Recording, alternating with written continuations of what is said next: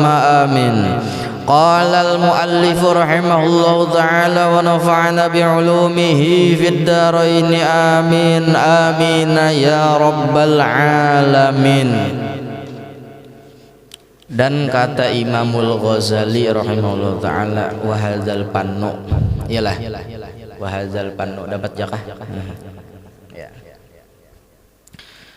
Dan kata Imamul Ghazali rahimahullahu ta'ala, wa hadzal fannu minal ilmin nafi', dan pan ini termasuk daripada ilmu yang memberi manfaat. Nah, jadi bahagian ilmu yang ini yang dimaksud di dalam kitab ini ujar Imam Ghazali adalah ilmu yang bermanfaat. Nah, ilmu yang maksudnya ialah ilmu-ilmu yang terdapat daripada usul, daripada asal, daripada ilmu yang terdapat di dalam kitab Hidayatus Salikin ini. Asal daripada kitab Hidayatus Salikin ini adalah kitab Bidayatul Hidayah. Nah, jadi Syekh Abdul Samad Al-Palimbani menyusun kitab Hidayatus Salikin itu uraian yang diambil daripada kitab Bidayatul Hidayah yang dikarang oleh Al-Imamul Ghazali. Nah, jadi kitab Bidayatul Hidayah ini adalah tangga pertama bagi orang-orang yang belajar ilmu tasawuf sebelum menuju kepada pembahasan kitab Ihya Ulumuddin. Maka ia seyogianya untuk belajar Bidayatul Hidayah dulu. Kemudian setelah Bidayatul Hidayah baru diteruskan dengan beberapa kitab lainnya sehingga sampai kepada pembahasan Ihya Ulumuddin. Nah, sebelum kepada Bidayatul Hidayah, maka Syekh Abdul Samad Al-Palimbani menyusun Hidayatus Salikin untuk pembahasan awal. Nah, itu. Jadi ujar Imam Ghazali, segala macam ilmu yang ada di dalam kitab Bidayatul Hidayah ini adalah apa? Al-ilmin nafi', ilmu yang bermanfaat. Kurang ya kan?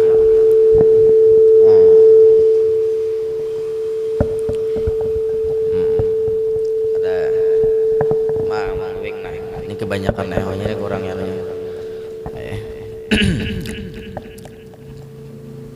Kurangnya sedikit lah.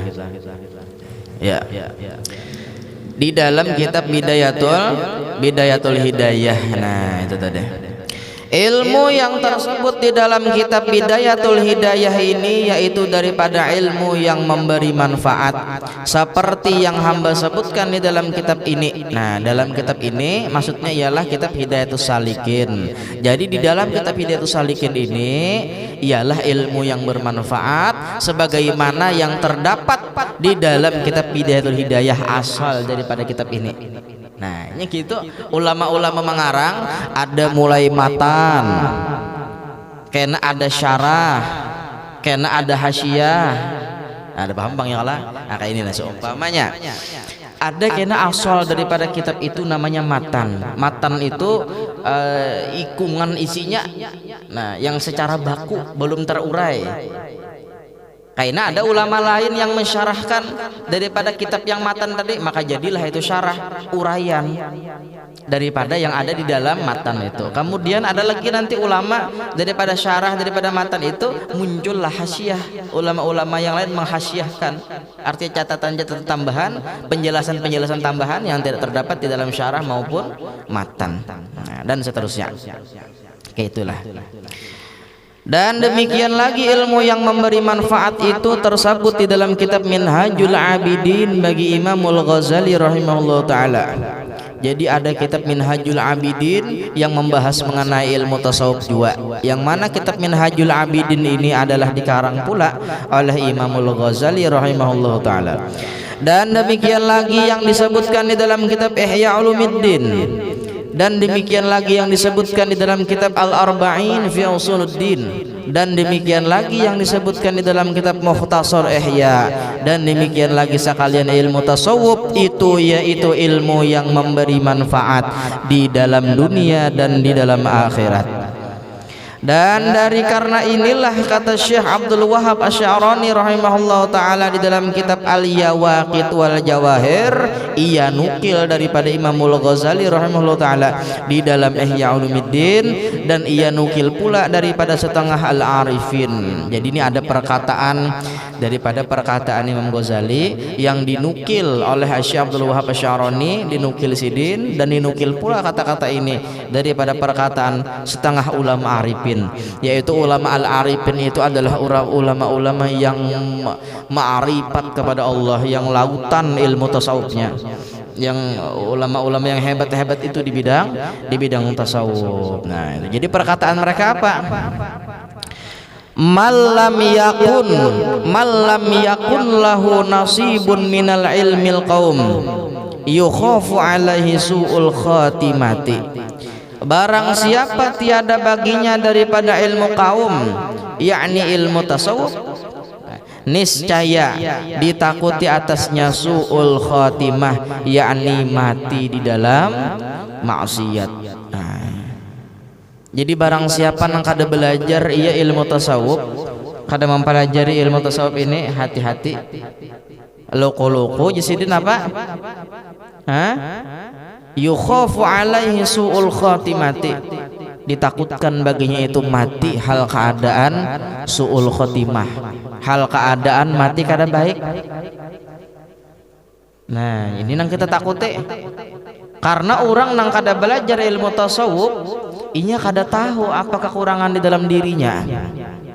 Lamun belajar fikih, napa secara umumnya belajar fikih tata cara ibadah, orang nang awal-awal belajar fikih pasti katuju menyalahkan orang karena berbeda cara dengan dia ibadahnya, cara rukun-rukun dan lain sebagainya. Tapi lamun belajar ilmu batin yaitu ilmu tasawuf, yang dikoreksi bukan orang lain. Belajar ilmu tasawuf yang dikoreksi apa? Dirinya sendiri. Nah, ini makanya orang belajar ilmu tasawuf ini membersihkan hati. Orang belajar ilmu tasawuf tak hatinya bersih. Kenapa jadi hatinya bersih? Karena ia tahu akan kekurangan dirinya. Di dalam ilmu tasawuf itu dijelaskan beberapa hal yang mencelakakan akan diri, yang dapat mencelakakan ilmu kita, yang dapat mencelakakan amal kita, yang dapat mencelakakan kehidupan kita. Nah, rata-rata yang mencelakakan kehidupan diri itu, yang mengarahkan kehidupan kita kepada kecelakaan dunia maupun akhirat, itu apa? Itu adalah kekurangan ilmu. Itu yang pertama. Karena kurang ilmu maka kurang akhlak, maka kurang adab. Karena kurang akhlak, kurang adab, kurang ilmu, maka kehidupan seseorang itu berjalannya liar. Kada ada lampu merahnya, kada ada lampu rambu-rambunya, kada ada gasnya, kada ada remnya blong. Maka yang dilakukannya itu bebas puas. Nah, dengan belajar ilmu tasawuf yang demikian ini apa? Terminimalisir. Nah, sepaling minimal tahu, sepaling minimal merasa bahwa dirinya ada kekurangan. Ketika seseorang merasa dirinya ada kekurangan, kada mau lagi nya menyambat orang, kada mau lagi nya menyalahkan orang, kada mau lagi nya menghinakan orang, kada mau lagi nya merasa dirinya nang harat, kada mau lagi nya merasa dirinya nang bujur, kada merasa lagi nya dirinya nang mulia, kada lagi hilang rasa itu. Kenapa hilang? Sebab ia merasa bahwa di dalam dirinya tidak ada sama sekali kebaikan. Maksud kebaikan itu adalah kemuliaan dalam dirinya. Merasa, oh, aku ada kemuliaan, aku ada kehebatan. Maka rendah hati orang itu. Kada sombong, kada ujub, kada riya, kada sum'ah lain sebagainya. Bersih hatinya dengan berkat belajar ilmu tasawuf tadi. Jadi itulah guna daripada belajar ilmu tasawuf tadi. Sehingga orang yang berkehidupan dengan akhlak, dengan ilmu akhlak perangai yang baik, maka akhirannya pun baik juga. Terhindar ia daripada wafat su'ul khotimah, wafat kada baik terhindar. Insyaallah wafatnya baik, husnul khotimah. Nah, itu asalnya, arahnya orang belajar ilmu tasawuf itu seperti itu. Dan kata Syekh Abdul Hasan Asy-Syadzili rahimahullah taala, nah ini katakannya. Napa ujar Syekh Abdul Hasan Asy-Syadzili? Seorang mursyid. Malam yataghalghal fi hadhil ulum, yakni ulum as-sufiyyati mata musirran 'alal kaba'iri wa huwa la ya'lam. Barang siapa tiada masuk lagi tiada mahir di dalam ilmu ini, maksudnya ilmu tasawuf, yakni ilmu tasawuf, niscaya mati ia padahal keadaan ia mengekali atas beberapa dosa yang besar, padahal ia tiada mengetahui akan yang demikian itu. Nah, orang nang kada belajar ilmu tasawuf, orang yang kada mahir di dalam ilmu tasawuf, orang yang kada tenggelam di dalam ilmu tasawuf, maka khawatirnya inya wafat dalam keadaan membawa dosa yang besar. Kenapa jadi membawa dosa yang besar? Sebab kada sadar bahwasanya dirinya ada bisa dosa besar. Karena kada sadar. Jadi ilmu tasawuf itu adalah ilmu penyadaran diri. Orang yang belajar ilmu tasawuf itu sadar. Sadar apa? Sadar akan kekurangan dirinya. Jadi bagus belajar ilmu tasawuf itu. Nah, tiada mahir, jadi tidak orang yang tiada mahir di dalam ilmu ini khawatirnya tadi ya kah? Matinya kada mati kada baik. Hal keadaan inya itu nama bawa dosa besar. Nah, kada sahabat bertaubat ya kah? Nah, karena kada ada ilmu, begitulah gambaran orang-orang yang tiada berilmu. Begitulah gambaran orang-orang yang malas menuntut ilmu. Begitulah gambaran orang-orang yang di dalam hatinya menyepelekan ilmu, merasa sudah cukup ilmu, merasa sudah banyak ilmu, lalu malas dia mengaji, malas menuntut ilmu itu. Nah, ini gara-garanya karena kada tahu kekurangan diri. Seandainya tahu, sadar akan kekurangan diri sendiri, maka niscaya orang itu semangat di dalam belajar, semangat menuntut ilmu. Nah, itu. Dan kata Syekh Ibnu Ubbad rahimahullah taala di dalam Syarah Hikam li Ibnu Athaillah taala, ya kah? Dan kata Syekh Ibnu Ubbad rahimahullah taala di dalam Syarah Hikam li Ibnu Athaillah rahimahullah taala, wa hadhil ulum hiya allati yanbaghi lil insani ay yastaghriqa fiha umurahu tawil wa la yaqna'u minha bi katsirin wala qalil. Dan inilah yakni ilmu tasawuf, yaitulah segala ilmu yang sayugianya, yang sepantasnya, yang sepatutnya, yang seharusnya bagi manusia itu bahwa dikaramkannya di dalamnya akan umurnya yang lanjut pada menuntutnya. Nah, jangan merasa puas dengan ilmu itu. Dengan ilmu tasawuf itu dituntut terus sampai bujur-bujur kita karam di dalamnya. Nangaran karam itu kada bertimbulan lagi.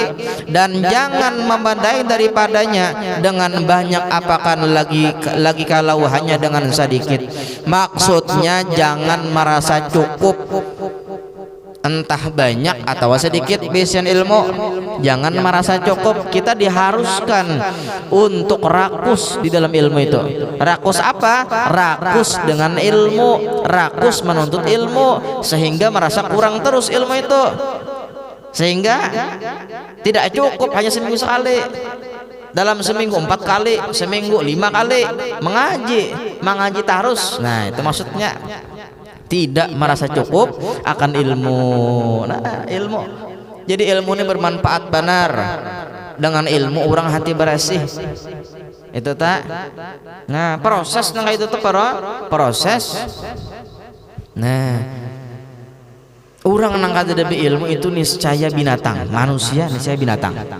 Kata ulama seperti itu. Kenapa? Orang nang kada ilmu itu kada belampu. Nah, apa aja dihantup aja, halalnya dikaut, haramnya dikukut juga. Nah, karena kan tidak ilmu. Orang ada ilmu berhati-hati. Oh, ini begawe nang kayak ini haram, kada hendak aku. Oh, berdagang dengan cara yang kayak ini bahaya, haram, ini menipu orang, kada hendak aku. Oh, ini berhutang di bank riba, aku kada hendak. Nah, itu tak. Itu kira kan? Nah, kada hendak kada waninya. Oh, ini ampun orang, oh ini hak orang, aku kada wani mambil. Karena ada ilmu. ketika ada ilmu ada rasa takut kepada Allah. Kenapa? Sebabnya tahu balasan daripada segala keburukan, balasan daripada segala pelanggaran hukum syariat itu dosa. Dosa ada dosa kecil, dosa besar. Namun apabila dosa itu disepelekan, yang asalnya dosa kecil bisa jadi dosa besar karena dosanya disepelekan. Dosa tuh halus, nilainya dosa tuh halus, tapi digawe dengan dalil menyepelekan karena papa dosa halus saja. Nah, yang aslinya halus jadi ganal dan berkemungkinan bisa menjadikan sebab kemurkaannya Allah Subhanahu wa taala. Nah, hati-hati. Mudahan kita menghindari dosa. Dan di antara dosa besar itu adalah kemunafikan. Dosa besar itu kemunafikan. Kenapa? Jikalau berkata-kata, ini ciri orang munafik, jikalau berkata-kata dusta, diberi amanah khianat, jikalau berjanji ia ingkar. Tiga ini ciri orang munafik. Maka apabila sudah nang kaya ini, iya kah? Orang munafik lain di hadapan, lain di belakang, lain di atas, lain di bawah. Lawan anang pandirnya macam ini, lawan aluh pandirnya macam ini, lain. Nah, itu dosa besar yang menjadikan penghalang daripada segala amal. Nah, sebab munafik itu dekat dengan kekufuran, dekat dengan kekafiran. Munafik itu. Jadi jangan sampai ada dalam hati kita itu munafik. Bahaya. Nah, anda kan orang-orang munafik itu jadi balangannya api neraka. Apa artinya?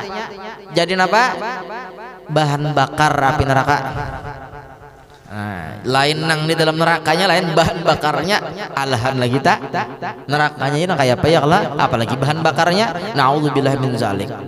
Jadi kita orang mengaji ilmu tasawuf itu memberasihakan hati. Nah, itu katakanlah mudahan kita seberatan hati bersih.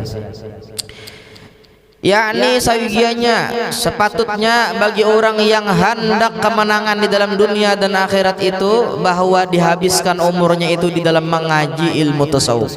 Jadi orang nang hendak kehidupannya itu menang, ya menang kalah tuh lain di dunia andakannya, menang kalah itu di akhirat andakannya, di akhirat.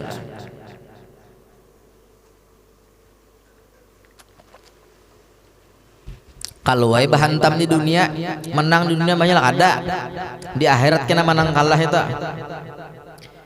Di dunia berbuat zalim ayo.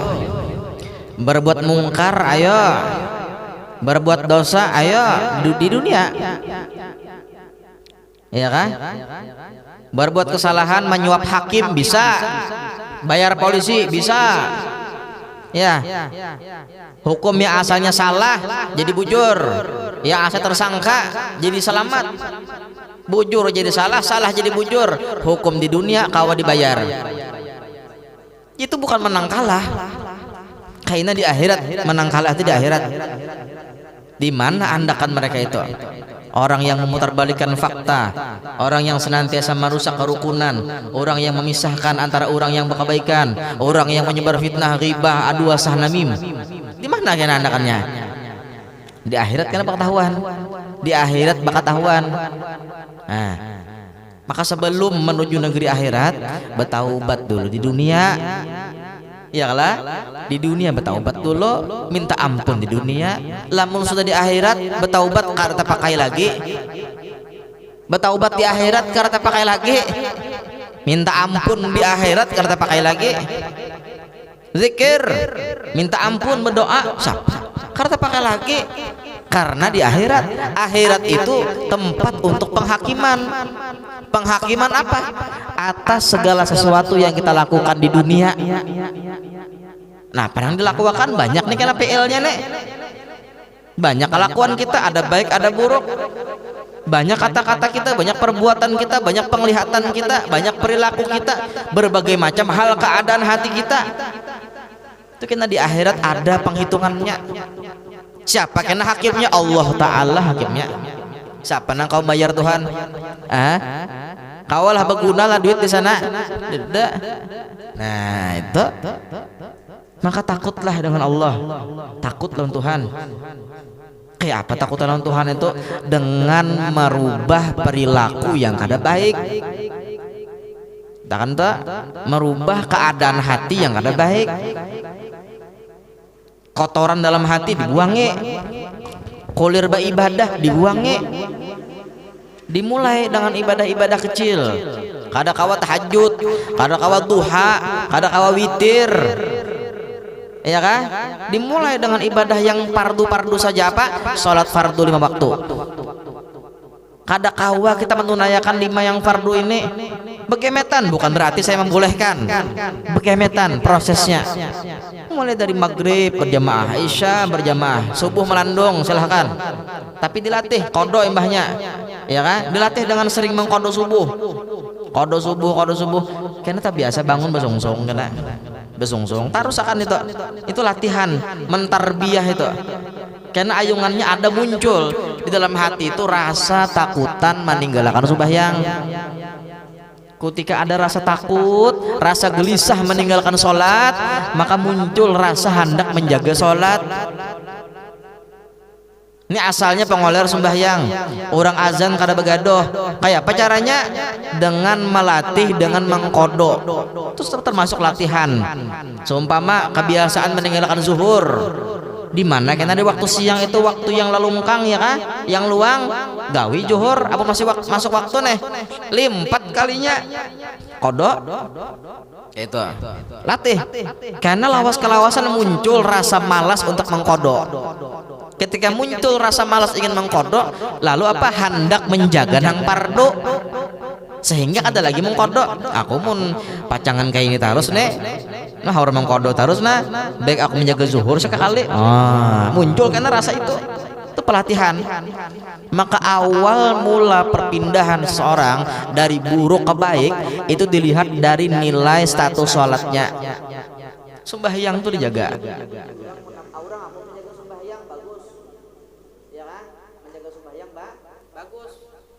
Yang parah itu apa? Kada menjaga sembahyang itu parah. Sembahyang jangan dijaganya apalagi orang. Nah, jadi jangan diremehkan ibadah sholat itu. Jaga sembahyang. Kasihan Pak Iqbal adzan orang-orang adzan aja. Iya kan? Nah, kasihan Pak Iqbal. Mudahan kita seberatan termasuk orang-orang yang menjaga sholat. Lah menjaga sholat. yakni seyogianya bagi orang yang hendak kemenangan di dalam dunia dan akhirat itu bahwa dihabiskannya umurnya itu di dalam mengaji ilmu tasawuf, sama ada yang fardu ain atau yang fardu kifayah, dan di dalam mengamalkan akan dia dan mengerjakan akan dia dan memutolaah akan dia. Nah jadi tiga nih lah. Kenapa? Mempelajari, mengamalkan dari ya kalau mengerjakan akan dia dan memutolaah. Kenapa memutolaah ini tuh? Memutolaah itu mengulang-ulang atau mentelaah, nah itu ya kan, mentelaah ilmu. Kayak apa cara mentelaah ilmu tuh? Dengan membaca ulang tulisan-tulisan kita yang bakal hadir di majelis, kita baca tulisannya, catatan-catatan itu, atau dengan membaca kitab-kitab yang guru ajarkan, dibaca itu. Nah ya kan, ini cara orang belajar. Lalu padahal ke sana kitab cara orang belajar. Seumpama ya kah malam Jumat ini pembahasannya tadi sampai mana? Sampai wahadal pannu. Nah wahadal pannu itu pian baca dahulu di rumah, wahadal pannu minal imin napi, dan pan ini seterusnya sampai di mana pian lapah ya kan, sampai di situ stop, hanya turun karena majelis malam Jumat ya kan, hanya dibaca pulang. Nah itu mutalaah, membaca berdahulu. Amun mudzakarah itu mau ulangi. Nah mudzakarah mau ulangi ya kan. Jadi nang sudah dilajarakan di malam Jumat ini di kitab yang dibaca sampai mana, mulai mana tadi, mulai wahadal pannu sampai mana kena dibaca di rumah sorongonan. Jangan kitab berlalu aja imbah dibaca malam Jumat boleh ke rumah timba ya lagi. Nah itu jadi kitab tuh dibaca, fungsi nukar kitab dibaca. Jadi boleh pada rumah nah, ya kan? Kitabnya dibacai di rumah tuh. Nah karena ilmu tadi, ya kan? Futuh ilmu insya Allah terbuka dengan cara kayak itu. Kan, santri nih ya, pondokan-pondokan, tulak sekolah pagi pondok pesantren ya kalau siang hari bulik, jangan langsung guring Napa bacai dulu kitab tuh, bacai catati dulu napa catatan-catatannya kah? Itu cara orang belajar. Mau jadi ma'amalakannya amunang belalu aja. Iya kah? Biar Jibril gurunya kakak itu juga. Nah, karena tiap-tiap daripada membanyak mengetahui ilmu tasawuf itu, maka banyak takutnya akan Allah Ta'ala. Nah orang nang banyak mengetahui, banyak mempelajari ilmu tasawuf, banyak juga takutan lawan Tuhan. Kenapa? Karena rasa dilihati terus lawan Tuhan, rasa bedu saja hidup. Jadi bagus merasa banyak bisi dosa tuh bagus, merasa banyak bisi dosa sedikit bisi pahala tuh bagus toh. Nah, daripada banyak merasa harat banyak bisi amal, nah itu ada baik toh. Dan yang lain daripada ilmu ini tiada dituntut membanyakan akan dia, melainkan sekadar fardu ain jua. Nah, lamun balum tugul belajar ilmu tasawuf, lamun balum tuhuk, bahasa Banjarnya tuh lamun balum napa tinggalam banar belajar tasawuf, ya kan? Yang lain-lain tuh sekadar fardu ainnya saja. Jadi tuhuk-tuhuk dulu belajar ilmu tasawuf. Nah, ini yang dimaksud guru-guru itu, dan guru kubah memberi kita kitab Hidayatus Salikin untuk kita pelajari, pasti ada alasan. Nah, kan mungkin sidin asal bersuara aja ya Allah, ada alasannya. Apa alasannya? Supaya kita nih seberataan hati bersih, hanya belajar nang lain-lain, disuruh kita mendalami, mengkaramakan diri kita di dalam ilmu tasawuf, ya kan? Nah, hanyar. Nah, itu. Dan kata Said Abdul Qadir Al-Aidarus rahimahullah taala di dalam kitabnya yang bernama Ad-Durrus Samin, napa Yusiden, ketahui olehmu bahwasanya segala ilmu yang fardu ain yang dituntut akan dia itu 3 perkara. Jadi ilmu yang fardu ain, arti fardu ain itu seberataan punya kewajiban menuntut ilmu itu, dan seberataan punya dosa jika kada menuntut 3 ilmu ini. Jadi ada 3 ilmu fardu ain yang wajib seberataan kita menuntutnya. Apa? Yang pertama ilmu tauhid, dinamakan akan dia ilmu usuluddin. Ilmu tauhid, ma'rifatullah, mengenal Allah, sifat Allah lain sebagainya. Dan yang kedua ilmu syara', dinamakan akan dia ilmu fiqih, ini ilmu tata cara ibadah. Dan yang ketiga atau juga hukum jual beli, pernikahan dan lain sebagainya. Itu pikir nama aturnya, bahasa Indonesianya undang-undang. Tuh pikir itu. Ketiga ilmu batin, dinamakan akan dia ilmu tasawuf. Nah ini ilmu batin nih. Lamun orang batinnya sudah bersih, orang belajar ilmu tasawuf, hatinya bersih, batinnya bersih, takutan bermaksiat, menjauhkan mata dari maksiat, menjauhkan muntung dari maksiat, menjauhkan telinga dari maksiat, menjauhkan apa? Awak tangan batis dari maksiat, maka batin bersih.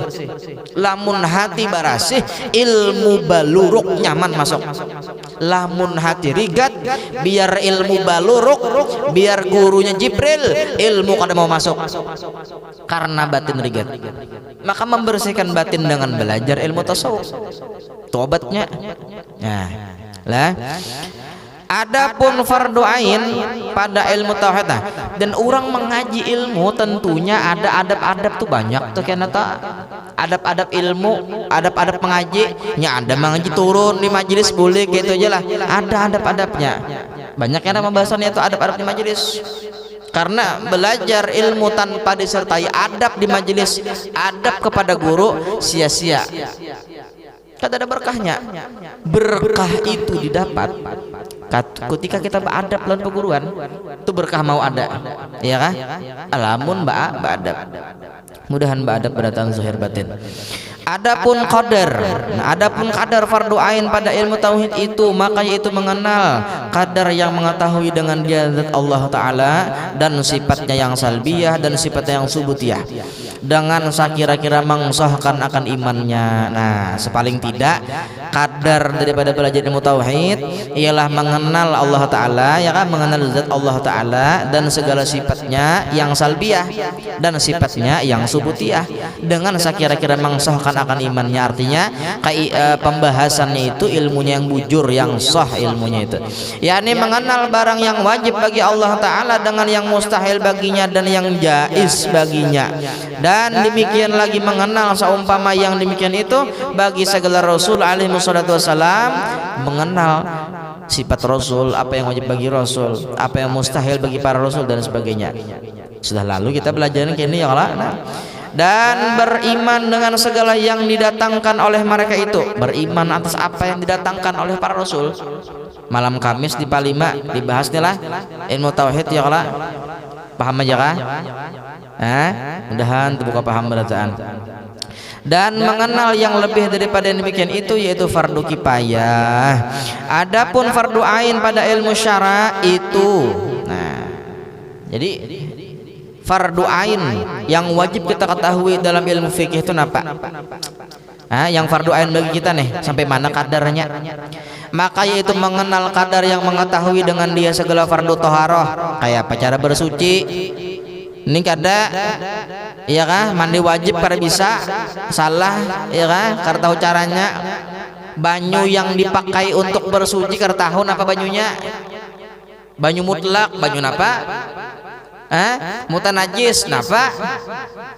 Ya kada tahu juga lah. Nah, apa itu air mutlak?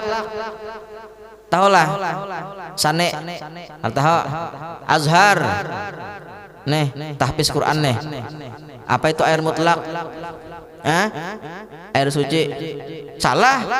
Amun air mutlak itu air suci, iya kah? Napa? Banyu kelapa tuh suci juga. Kawari pakai wudu lah. Kadang-kala nah suci tapi kadang-kala menyuciakan. Lain mutlak narannya.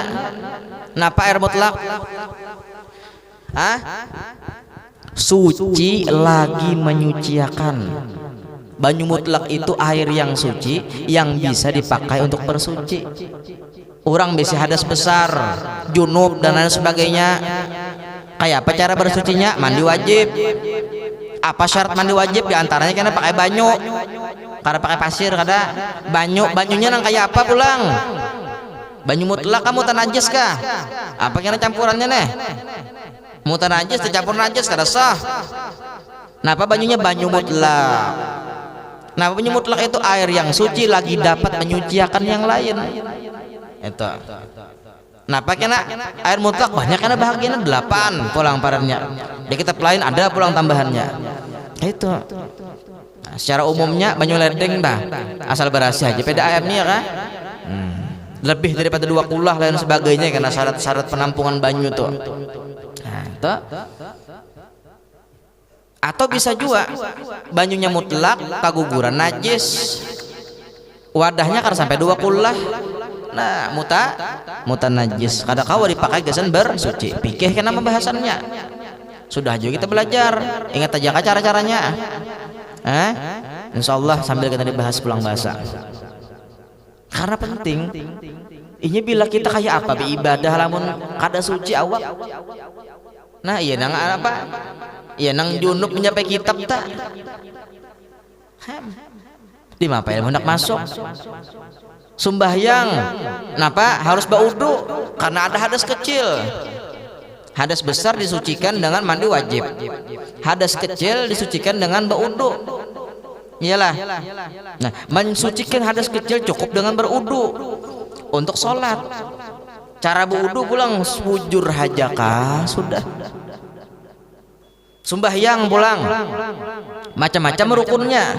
Bujur hajakah cara sembahyang kita. Takbir di mapa angkatan takbirnya. Itu belajarnya ada ilmu sembarangan. Ya kan? Seberataan amal tanpa disertai ilmu sia-sia. Seberatan amal tanpa ilmu sia-sia. Saya ulangi, seberatan amal tanpa ilmu sia-sia. Jadi dikaji ilmunya, jangan diremehkan ilmu itu. Jangan merasa tahu ilmu. Nah, belajar terus, jangan rakus dengan ilmu bagus banget itu, rakus dengan ilmu, merasa kurang aja ilmu tak. Nah, iya kah? Nah, apa tadi? Dan fardu haji, dan fardu sembahyang, tahu kayak apa cara sembahyang, rukun sembahyang dan sebagainya. Dan fardu puasa, nang kayak apa orang cara berpuasa nang bujur, apa aja yang membatalkan puasa, tahu. Dan yang membatalkan akan dia, nah ya karena. Dan fardu haji, kayak apa cara orang berhaji, apa syarat berhaji. Nah ini kada berhaji berutang, udah mau juga. Kada cukup syarat narannya. Bahaji menjual rumah sebuahannya dijual pakai bahaji. Nah, kada cukup syarat ngarannya. Iya kan? Nah. Dan fardu zakat, apa sampai mana kena zakat tadi itu nah bahagian-bahagiannya. Dan segala yang membatalkan akan dia. Dan yang lebih daripada itu fardu kifayah juga.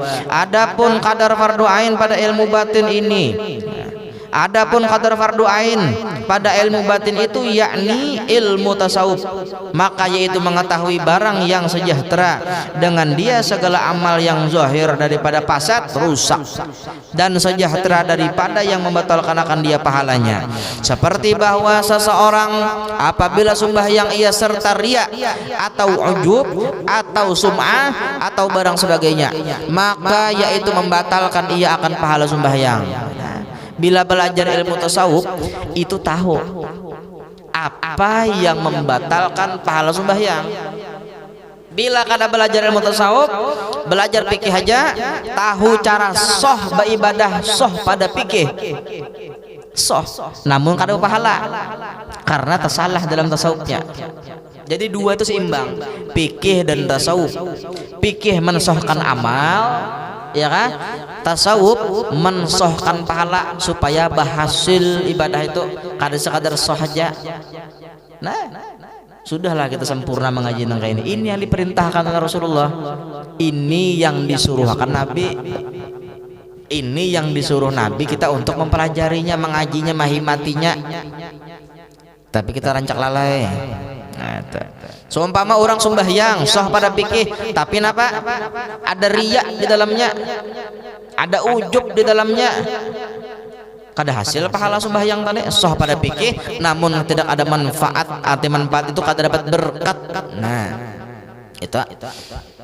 Dan kata Sayyid Abdul Qadir Al-Darus rahimahullah ta'ala di dalam kitabnya Ad-Dur Samin pula, wali tahsili hadzal qadri yakfil amalu bi kitab Minhajil Abidin wa tafsilu hadzal ilmi laisa fardul ain. Dan bagi menghasilkan akan ilmu tasawuf yang qadarnya ini, ya kan, yang qadar ini yakni kadar fardu ain ini, memadailah dengan mengamalkan barang yang di dalam kitab Minhajul Abidin bagi Imamul Ghazali rahimahullah taala, dan mengenal perceraian ilmu batin yang lebih daripada ini bukan daripada fardu ain. Jadi kesan orang awam mengaji ilmu tasawuf sampai mana kadar fardu ainnya, sampai belajar Minhajul Abidin itu fardu ain toh. Jadi selagi belum belajar Minhajul Abidin, jangan merasa harat dulu, jangan merasa cukup dulu. Nah itu anda, karena sampai Minhajul Abidin kita diwajibkan. Nah itu bahasanya kayak itu modelnya. Nah, kadar pembahasannya. Faslun fi fadilatil ilmi an-nafi. Faslun fi fadilatil ilmi an-nafi. Ini suatu pasal pada menyatakan kelebihan ilmu yang memberi manfaat. Kelebihan ilmu yang memberi manfaat itu yaitu amat banyak. Nah, yang tersebut di dalam Al-Quran dan hadis, dan setengah daripadanya itu firman Allah Ta'ala, yarfa'illahu alladhina amanu minkum walladhina utul ilma darajat. Ujar Tuhan mengangkatkan, firman Allah adalah mengangkatkan Allah Ta'ala akan mereka yang percaya dengan Allah Ta'ala daripada kamu, dan mereka yang diberi akan dia ilmu akan beberapa pangkat yang tinggi. Dan kata Sayyidina Abdullah bin Abbas radhiyallahu anhuma, lil ulama darajatun fawqa darajatil mu'minin bisa bi'imi'ati darajatin ma bainad darajataini masiratu khamsi mi'ati amin. Nah, apa? Bagi ulama, bagi orang berilmu itu ada beberapa pangkat. Nah, ada beberapa pangkat di atas pangkat mukmin yang lain dengan 700 pangkat. Jadi orang alim lawan orang kada alim itu bedanya 700 pangkat. Maka jadilah kalian orang alim berataan. Yang antara tiap satu pangkatnya tiap dua pangkat itu perjalanan 500 tahun. Bayangkan enggak berapa? Pangkatnya jauh benar bedanya antara orang alim lawan kada. Maka tuntutlah ilmu supaya menjadi orang yang berpangkat bagus indallah, di sisi Allah, supaya apa? Rasulullah himung. Nah, dan mengaji itu orang baik sangka lawan perguruan. Bila mengaji ada buruk sangka, kenapa guru kayak ini, kenapa tuh itu buruk sangka sudah dijauhkan daripada manfaat. Nah, bahayanya lagi kalau pina, bahayanya tuh kalau pina mati seul khotimah, mati kada baik. Nah, napa cara lawan perguruan cara belajar orang bahari di mapa? Husnudzon, senantiasa baik sangka, kada meterat, kada berkata kenapa guru kayak ini, kenapa guru kada lihat akan. Jangan komentar, entah guru kita atau ulama lain, jangan komentar, karena mereka para orang-orang soleh, ulama-ulama itu di setiap yang dilakukannya ada dalil, ada alasan yang tentunya lebih utama hal keadaan itu dilakukan oleh sidin. Nah, itu tak. Jangan buruk sangka, kenapa guru kayak ini, kenapa guru memamai aku, kenapa? Ada tuh alasan sidin. Iya kan? Nya orang nang mengaji karena mau berberkat itu banyak buruk sangkanya, banyak seudonnya, banyak eteratnya. Maka ilmu kada mau berberkah. Nah, itu. Dan di antara adat dan perguruan pulang mendoakan. Jangan seorang hanya minta doa terus. Amun perguruan tulan murid mendoakan terus. Dimanapun mendoakan sidin. Lamun murid belum tentu. Murid nyaman kadang ada ingat tanpa guruan. Iyalah. Nah, murid tuh nyaman, kadang ada ingat tanpa guruan. Murid sehat, guru garing amun, namun doakan, didoakan perguruan mudahan sehat, panjang umur. Kenapa? Sehatal muallim ghanimatul lil muta'allim. Sehatnya orang alim, sehatnya perguruan itu ghanimah lil muta'allim. Ghanimah itu harta rampasan perang. Maksudnya apa? Maksudnya ialah harta berharga bagi murid. Jadi sehatnya murid ya kan adalah apa? Karena perguruan sehat. Jadi sehatnya perguruan, sehatnya murid. Garingnya perguruan, garingnya murid. Kayak itu cara orang belajar. Banyaki baik sangkanya. Kita kan tak, lamun banyak buruk sangkanya ilmu kada berberkat. Tes hak. Ya aku bahari mengaji kayak itu juga, menjauhi nangarannya berburuk sangka lawan perguruan, nang kaya apapun perguruanku, nang kaya apapun pandiran sidin, nang kaya apapun hal ehwal sidin, aku kada protes. Diapai sidin gak ada apa-apa, dimamai sidin ada apa-apa, sidin lebih tahu. Yang pada dasarnya ialah segala itu kebaikan bagi si murid. Itu tak.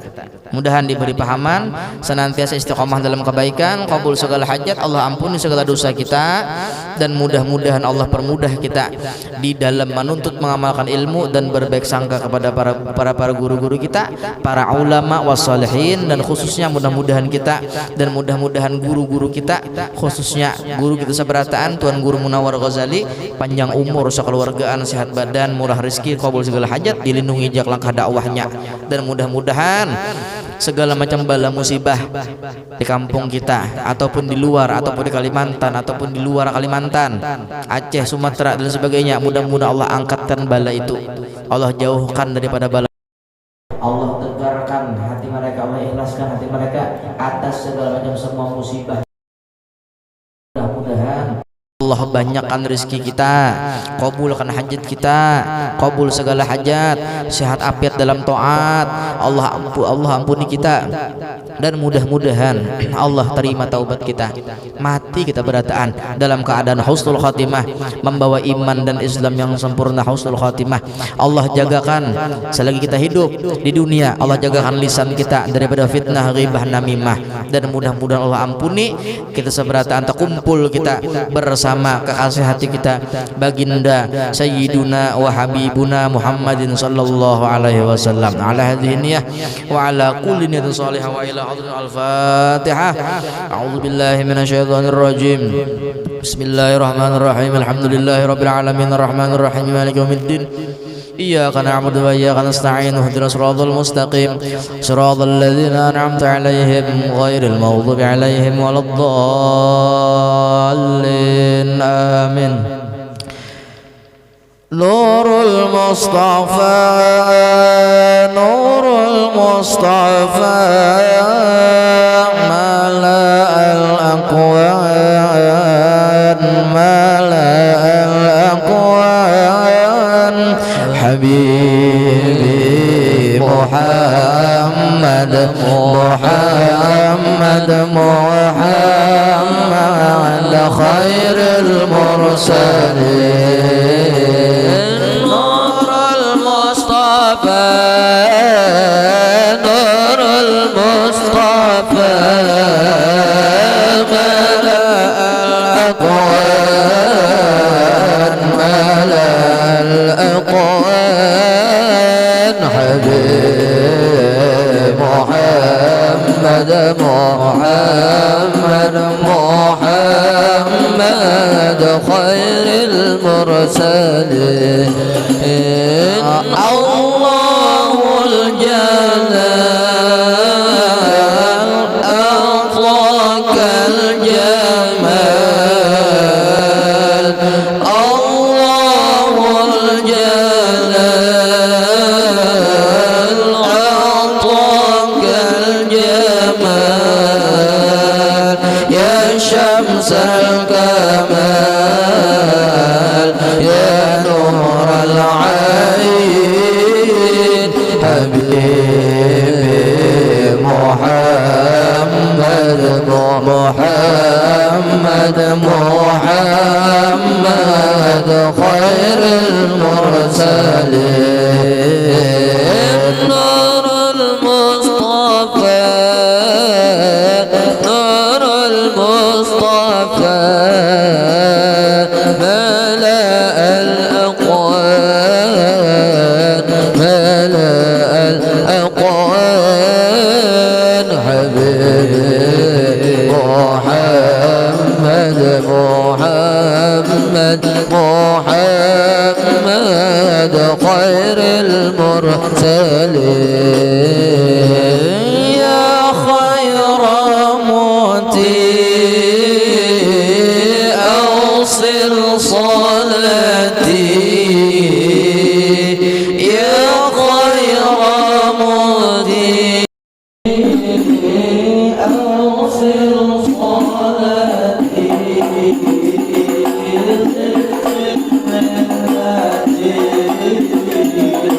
Nurul Kawnain, Habibi Muhammad, Muhammad, khairul mursalin.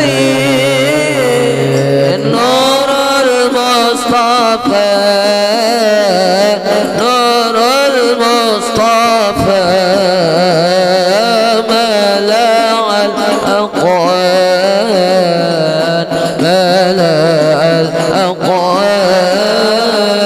Habibi Muhammad, Muhammad, Muhammad, khairul mursalin.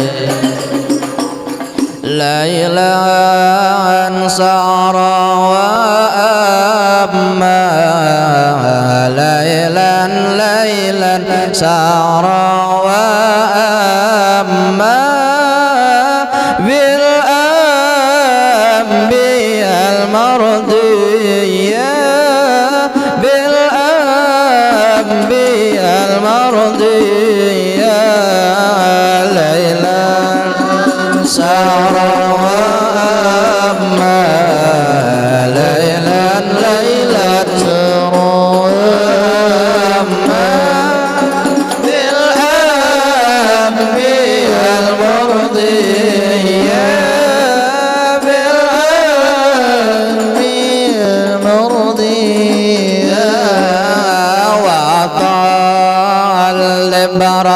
المطلوب وطلب المطلوب في حضرة القدسية في حضرة القدسية ليلا سارى وأما ليلا أما بالأنبياء المرضية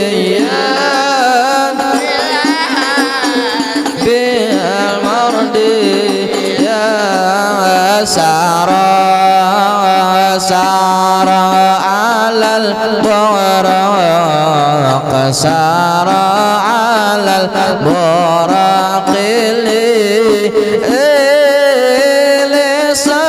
لسبعة طباق لسبعة طباق ليلا سارى ليلا سارى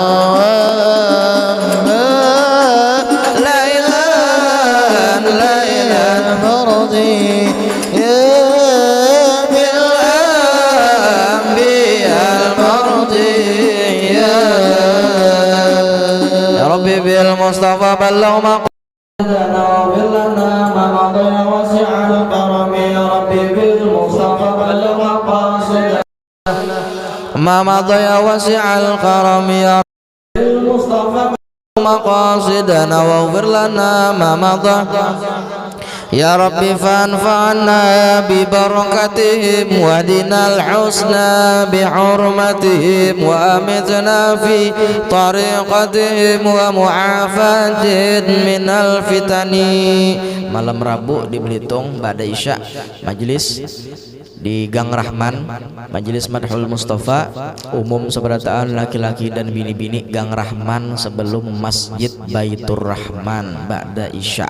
Kitabnya pembacaan maulid dan dilanjutkan dengan minta rela. Taqabbalallahu minkum.